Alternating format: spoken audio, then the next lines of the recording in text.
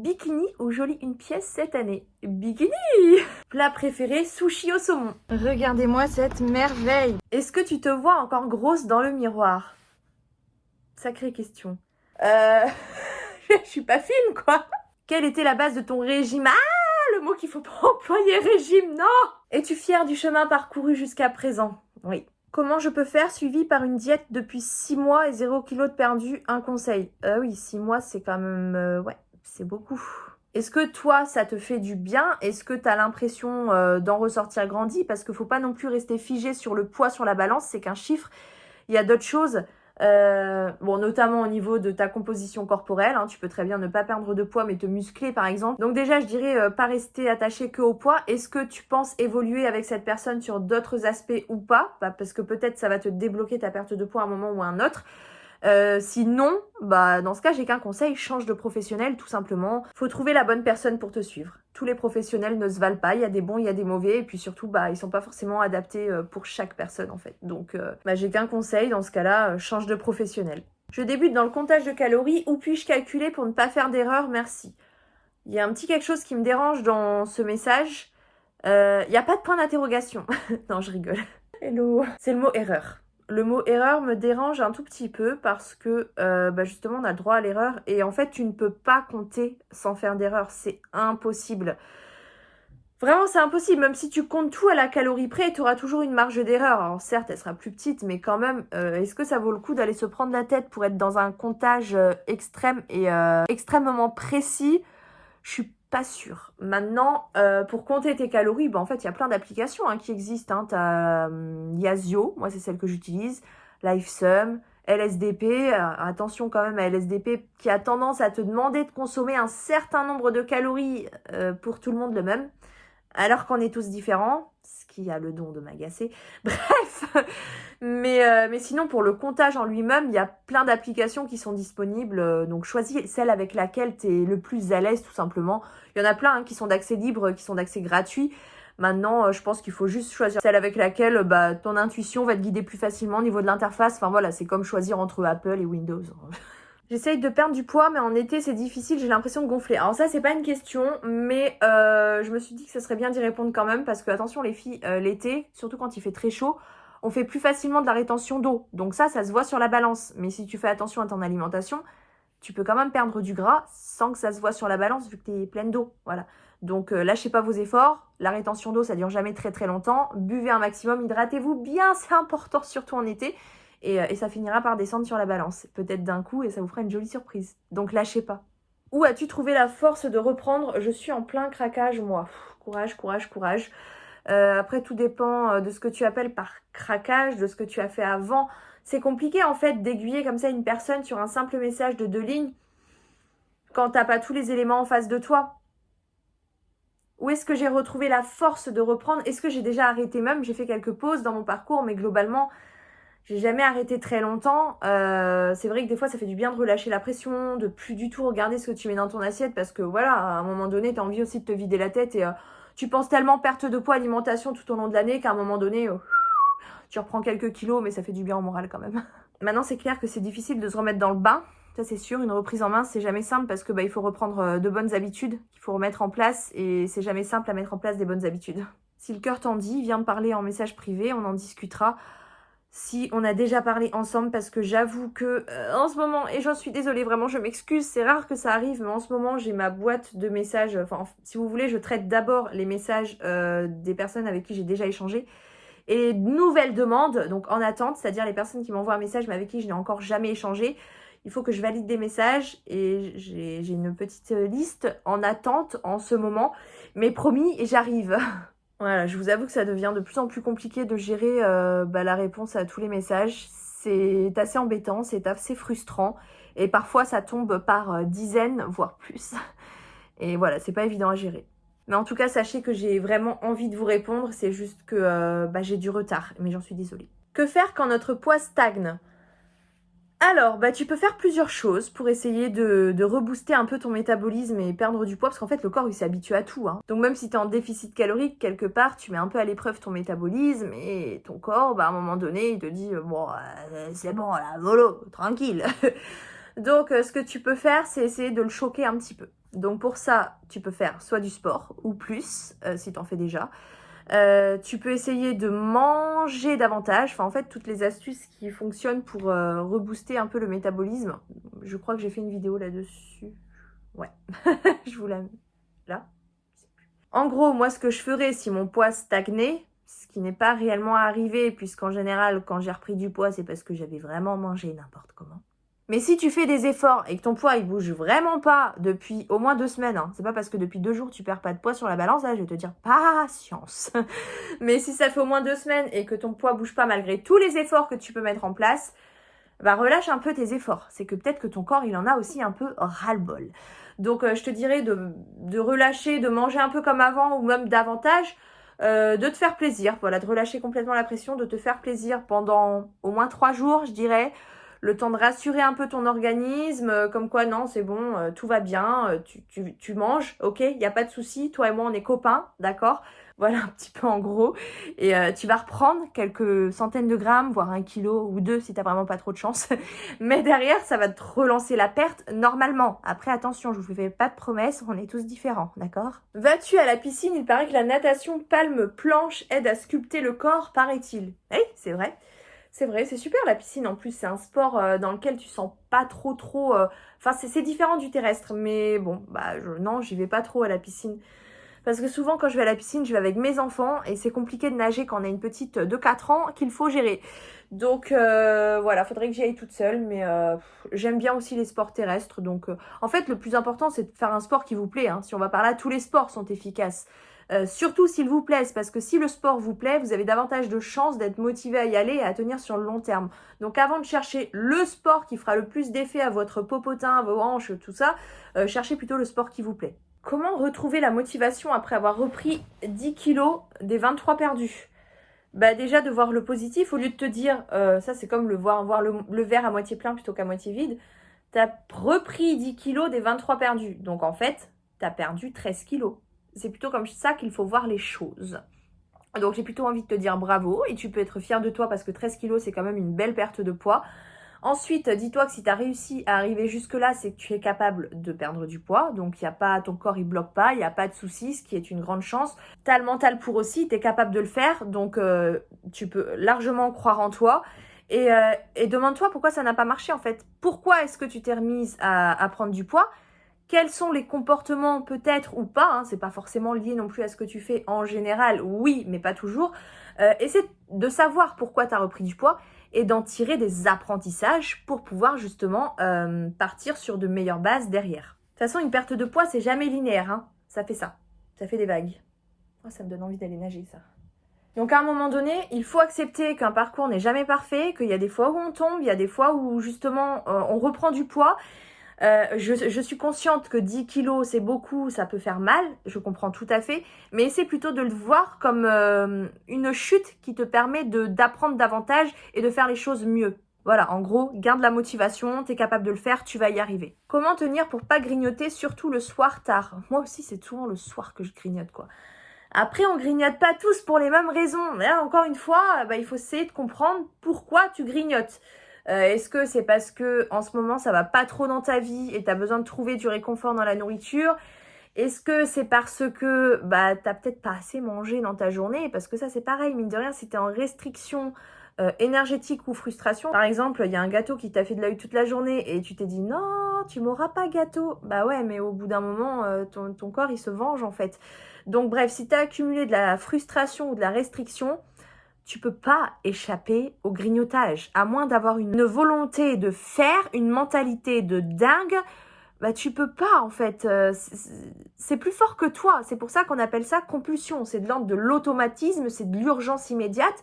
Tu peux pas vraiment y faire face. Donc premier conseil, assure-toi d'avoir mangé suffisamment dans ta journée, d'avoir eu assez, d'avoir mangé assez, d'être rassasié à la fin de tes repas, de pas t'être frustré, voilà, de te dire non, je veux pas, de pas avoir diabolisé certains aliments. Déjà, assure-toi qu'il n'y ait pas ces restrictions-là d'un côté. Ensuite, essaie de comprendre pourquoi. Est-ce que c'est de l'addiction? C'est ton corps qui le réclame? Parce que toi, tu vas très bien dans ta vie, t'as aucun problème et tu vois, ça n'a rien à voir avec tes émotions. Voilà, ça peut être plein de choses en fait. Donc, essaie d'abord de savoir pourquoi, quelle est la nature même de ce grignotage pour ensuite essayer d'aller chercher des solutions qui te conviendront à toi. Coucou, je n'arrive pas à me cadrer, je ne mange pas au repas, mais plusieurs grignotages par-ci par-là sur le pouce. Comment as-tu mis en place cette organisation de repas? Oui, c'est important d'avoir des repas, hein. Il n'y a pas de nombre de repas à avoir par jour. Il y en a, ça va être 2, il y en a, ça va être 4. On est tous différents.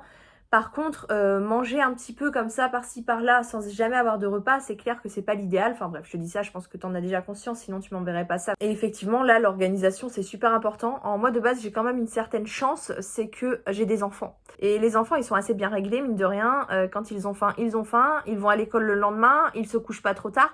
Donc, ça m'impose quand même une certaine heure de dîner. Le midi, j'ai plus une certaine liberté, mais moi je mange pas le matin et je retarde de plus en plus au repas du midi, bizarrement. Je mange entre 13 et 14 heures, je dirais. Peut-être parce que là aussi, avec le temps en ce moment, j'ai pas hyper faim. Mais voilà, c'est important d'avoir des repas. Mais essaie de trouver ce qui va être bon pour toi. Est-ce que toi tu préfères avoir un bon petit déj le matin, bien consistant? Est-ce que tu es plutôt du genre à aimer avoir un gros repas le soir, ce qui est mon cas, après on est tous différents.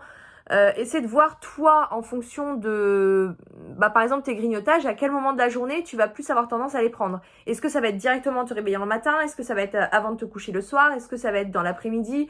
Et auquel cas, justement, tu mets des repas au moment où tu grignotes. Si tu vois que tu as tendance à grignoter vers 15h, prépare-toi un petit goûter avec ce que t'aimes. Voilà, tu fais ça comme tu veux après, mais prépare-toi un goûter pour 16h ou 17h.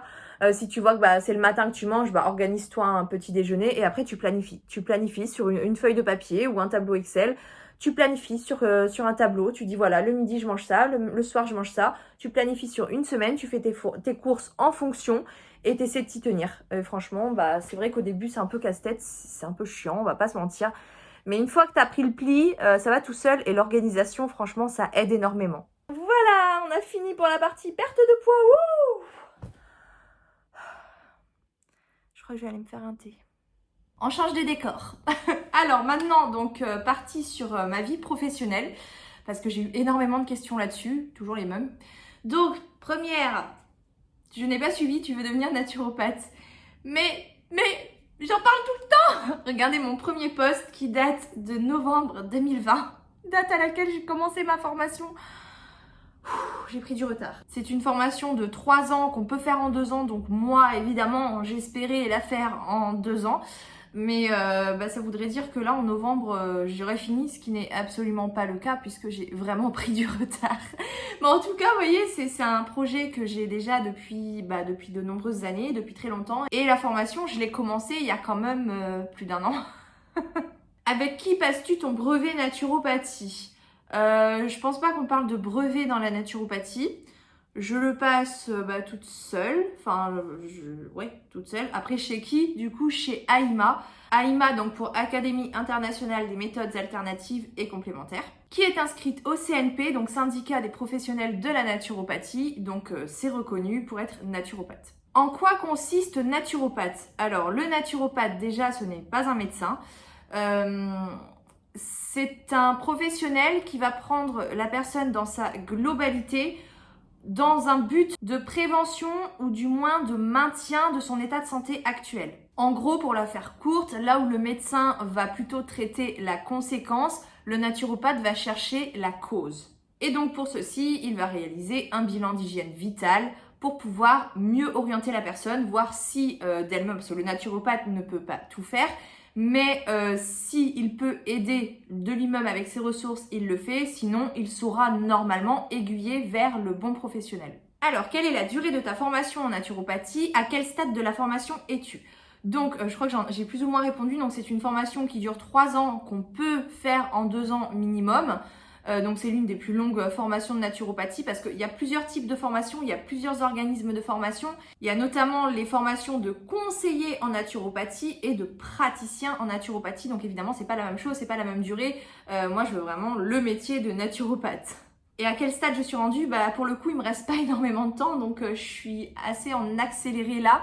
La majorité de la formation se fait depuis chez moi, même si j'aurai 3 semaines de stage aussi à réaliser. J'ai aussi un mémoire à réaliser. Il y a les évaluations aussi qui vont prendre une journée. Enfin, en fait, tout ça, c'est loin, c'est pas à côté de chez moi. Bref, en gros, si tout va bien, d'ici à peu près 1 an, plus ou moins, j'aurai fini. Comment faire la formation naturopathe? Déjà, la première chose, c'est de trouver l'organisme de formation qui te correspond à toi parce qu'il y en a vraiment beaucoup qui sont très différents selon le contenu, la reconnaissance aussi du métier qui est pas évidente parce que c'est pas encore un métier reconnu au même titre que le métier de médecin par exemple ou de psychologue. Donc même s'il y a de l'avancée de ce côté-là, ça n'est pas encore exactement reconnu. Donc la première chose à faire, c'est de voir toi en fonction de tes objectifs, de ton projet professionnel, qu'est-ce que tu veux faire après. En général, les naturopathes ont quand même une spécialité. Est-ce que tu as un projet déjà derrière ça ou est-ce que c'est juste pour toi, pour en apprendre davantage? Dans ce cas-là, c'est pas la même chose que de vouloir viser vraiment le métier, de vouloir pratiquer, de vouloir aider les gens autour de soi. Moi, je sais que pendant plus d'un mois, j'ai quand même passé toutes mes soirées à chercher jusqu'à trouver la formation qui me correspond par rapport à mon projet professionnel. Donc je suis partie chez Aima. Après voilà, elles sont toutes différentes, mais moi c'est une formation qui coûte quand même 5000 € parce que mine de rien il faut regarder les prix quand même. C'est pas la moins chère, c'est pas la plus chère que j'ai choisie. J'ai regardé par rapport au module, surtout qu'est-ce qui toi t'intéresse le plus, encore une fois par rapport à ton projet professionnel. Voilà, donc moi je suis allée chez Aima. D'ailleurs je suis très très contente de cet organisme de formation. Mais c'est pas le seul. Alors très bonne question, est-ce que ta formation de naturopathie t'aide pour manger davantage sainement? Alors un petit peu, mais honnêtement j'ai pas encore énormément avancé de ce côté-là parce que j'avais commencé à attaquer mon module d'alimentation et micronutrition qui est le plus gros module de la formation. Sauf que je me suis dit qu'avant ça, il faudrait peut-être que je termine le module sur l'anatomie, physiologie, parce que pour moi, c'est pas évident, vu que j'ai un bac L et des études de psychologie derrière moi. Comment vous dire que tout ce qui est anatomie, physiologie, je pars un petit peu de zéro, quoi. J'ai juste des notions de collège-lycée, ou plutôt collège même. Bref, donc voilà, j'ai déjà validé quelques modules, pas énormément quand même, comparé au temps que j'avais. Maintenant, je suis quand même à la maison, j'ai plus le temps, donc je suis assez sereine, je pense que ça va aller. Voilà, là actuellement je suis sur le module d'anatomie qui fait quand même 100 heures, qui est assez complexe pour moi, avec beaucoup de vocabulaire à retenir. Donc une fois que j'aurai fini celui-là, je pourrai vraiment attaquer le module d'alimentation et micronutrition que j'ai à peine commencé pour tout vous dire. Donc oui, il y a quelques petites notions même en anatomie qui me permettent quand même d'y voir plus clair. Par exemple là en ce moment je travaille sur les acides aminés. Je comprends quelques trucs, voilà, par rapport à ma consommation de protéines. Mais voilà, j'ai encore beaucoup de choses à apprendre. Et puis dans tous les cas, une alimentation, ça se transforme pas du jour au lendemain. Donc c'est sûr que les connaissances, ça aide. Mais à côté de ça, il y a tout le comportement aussi alimentaire qui est à gérer derrière. Alors question qui est beaucoup revenue aussi, est-ce que tu continues à enseigner? Eh bien non, donc avant j'étais professeure des écoles, je l'ai fait pendant 1 an. Et j'ai arrêté parce que j'ai fini en burn-out. Voilà, autre question. Donc je ne reprends pas en septembre. Il y en a qui m'ont demandé aussi qu'est-ce que je vais faire en septembre. La même chose qu'aujourd'hui en fait. Je suis dans ma formation de naturopathie. D'ailleurs, voilà, pas trop de vacances cet été. J'ai du retard, donc je travaille à fond là-dessus, même si je prendrai quand même un moment pour mes enfants. Et peut-être une semaine avec ma meilleure amie. Mais globalement quand même, je veux avancer sur ma formation. J'ai aussi la création de contenu derrière qui me prend pas mal de temps. Donc non, en septembre, il n'y aura pas de métier de professeur des écoles. Je ne reprendrai pas la classe. Maintenant, de là à dire que c'est définitivement terminé comme métier pour moi, je peux pas l'affirmer à 100% non plus parce que mon projet de naturopathie, tant qu'il n'a pas complètement abouti et qu'il n'a pas complètement fonctionné, parce qu'au final, c'est un métier dans lequel je vais devoir me débrouiller toute seule. Parce qu'au final, quand on est naturopathe, on est aussi auto-entrepreneur. Donc, est-ce que je vais réussir? J'ai pas la garantie, donc forcément, faut aussi que je gagne ma vie, faut que je nourrisse mes enfants, vous comprenez bien. Donc si ça fonctionne pas, ce qui serait dommage, parce que c'est vraiment mon objectif, j'y pensais même quand j'étais en master pour enseigner, pour tout vous dire. C'est juste que j'ai jamais osé franchir le pas parce que je manquais trop de confiance en moi, que je me sentais pas capable pour ce genre de projet. Aujourd'hui, je me lance, voilà, je me dis que de toute façon, si je sais pas, je le saurai jamais. Donc, faut que je croie en moi et voilà, je me lance, je termine ma formation tout doucement et puis je vais essayer tout simplement et si ça fonctionne, eh bien tant mieux. Mais si jamais ça marche pas, l'enseignement, ça reste quand même un métier qui m'a vraiment passionnée. Mais voilà, ça me tient pas autant que mon projet professionnel. Donc, il passe pour le coup en plan B, chose que je n'avais pas osé faire avant puisque voilà, pour multiples raisons, je pensais tout faire en même temps. Enfin voilà, je vais pas refaire l'histoire, mais en gros c'est ça. Ah, la question qui tue. Ton burn-out était-il à cause de ton métier? Merci. Non. Enfin, oui et non. À cause du métier, non. C'est pas le métier en lui-même qui m'a causé un burn-out. C'est moi-même qui me suis causé un burn-out. Je peux pas rejeter la faute sur un élément extérieur. C'est moi qui ai eu un type de comportement qui a favorisé justement le développement de ce burn-out. Ça aurait pu arriver avec n'importe quel métier et ça aurait pu arriver aussi avec mon métier de naturopathie. J'ai tiré énormément de leçons de ce qui m'est arrivé là parce que je culpabilisais de prendre du temps pour moi, de dépenser du temps inutilement parce que c'est vraiment comme ça que je voyais les choses.